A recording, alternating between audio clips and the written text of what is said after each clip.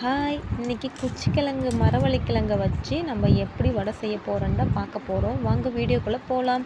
எங்க ஊர்ல நாங்க குச்சிக்கிழங்குன்னு சொல்லுவோம். ஒரு சில ஊர்ல பார்த்தீங்கன்னா, மரவள்ளிக்கிழங்குன்னு சொல்லுவாங்க. நான் இப்போ பார்த்தீங்கன்னா, 1/2 கேஜி எடுத்துருக்கேன். 1/2 கேஜி தோல் நீக்கி க்ளீன் பண்ணி எடுத்துக்கிட்டேன். அதை வந்து பார்த்தீங்கன்னா, நம்ம காய் சீவுறதுக்காக யூஸ் பண்ணுவோம்ல, கேரட்டு, பீட்ரூட் இதெல்லாம் சீவுறதுக்கு யூஸ் பண்ணுவோம்ல, அதை வச்சு நம்ம துருவி எடுத்துக்கலாம். ஏன்னா, இது வந்து கட் பண்ணி போட்டோம் அப்படின்னா, மிக்ஸியில் வந்து அரைப்படாது. மிக்ஸியில் வந்து அரையாது. ஸோ நான் அதுக்காக நம்ம சேம் மெத்தடை ஃபாலோ பண்ணிக்குவோம்.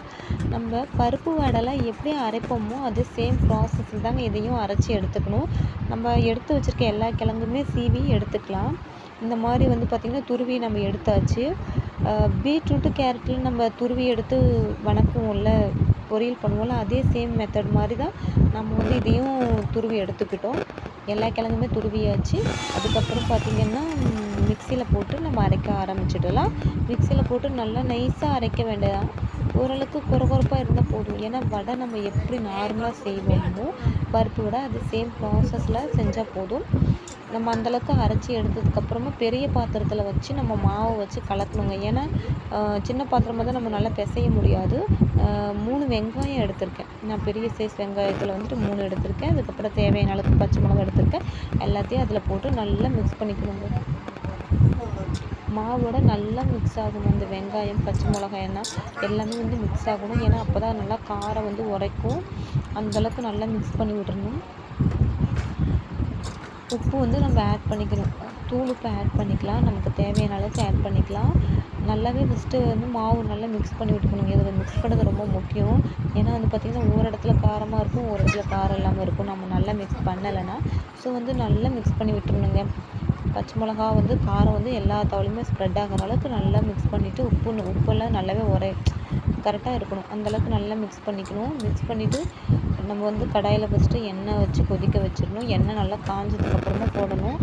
அதுக்கு வந்து பார்த்திங்கன்னா வடை நம்ம எப்படி நார்மலாக வந்துட்டு பருப்பு வடை செய்கிறதுக்கு தட்டி போடுவோமோ அதே சேம் ப்ராசஸ் தான். கொஞ்சம் மொத்தமாக தட்டி போடணும். ஏன்னா நம்ம வெறும் கிழங்கு மட்டும்தான் ஆட் பண்ணியிருக்கோம். இதில் வந்து பருப்போ வேறு எதுவும் ஆட் பண்ணலை, அரிசி மாவு இதெல்லாம் ஆட் பண்ணலை. அதனால வந்து நம்ம கொஞ்சம் மெதுவாகவே பெருசாகவே தட்டி போட்டுக்கலாம். சிம்மில் வச்சு வேக வைங்க. எண்ணெய் நல்லா காஞ்சதுக்கப்புறம் போடணும். இது ரொம்ப சிம்பிளாக ஈஸியாக செய்யக்கூடியதாக பிகினர்ஸ் எல்லாம் கூட ட்ரை பண்ணலாம். நானும் இப்போ தான் செகண்ட் டைம் வந்துட்டு பண்ணுறேன். எனக்கு இது எங்கள் அம்மா தான் சொல்லி கொடுத்தாங்க. சூப்பராக இருக்குங்க. இதோட டேஸ்ட் பார்த்திங்கன்னா ரொம்பவே டிஃப்ரெண்ட்டாக இருக்கும். மேலே வந்து பார்த்திங்கன்னா ரொம்ப கிறிஸ்பியாக இருக்கும். உள்ளே வந்து பார்த்திங்க அப்படின்னா நல்லா வந்து க்ரீமியாக இருக்கும். சாப்பிட்டு பார்த்திங்கன்னா உங்களுக்கு ரொம்ப பிடிச்சி போகும். அடிக்கடி செய்யணும்னு நினைப்பீங்க. குச்சிக்கிழங்கு, மரவள்ளிக்கிழங்கு பார்த்திங்கன்னா பாயில் பண்ணால் அப்படின்னா நிறைய பேர் சாப்பிட மாட்டாங்க. ஆனால் அவங்களுக்கு இந்த மாதிரி செஞ்சு கொடுத்தீங்க அப்படின்னா கண்டிப்பாக சாப்பிடுவாங்க. என் பையன் கூட அதை பாயில் பண்ணி கொடுக்கும்போது சாப்பிட்றது கிடையாது. ஆனால் அந்த வந்து இதே மாதிரி செஞ்சு கொடுத்தோம் அப்படின்னா சாப்பிட்டுட்ருக்கான். நம்ம அதை வந்து அடிக்கடி ஆயிலில் யூஸ் பண்ணி பண்ணுறதுனால வந்துட்டு ஹெல்த்துக்கு நல்லதா கெட்டதான்னு கேட்டால் நம்ம வந்து அடிக்கடி சாப்பிடாம ஒரு 2 வீக்ஸ் ஒன்ஸ் இந்த மாதிரி கூட ட்ரை பண்ணி சாப்பிட்லாம். அதில் ஒன்றும் தப்பில்லை. ஏன்னா இது வந்து நம்ம சுத்தமான கல்லெண்ணெயில் தான் செய்கிறோம். கடையில் வாங்கி சாப்பிட்றதுக்கு இது எவ்வளோ பெஸ்ட்டு.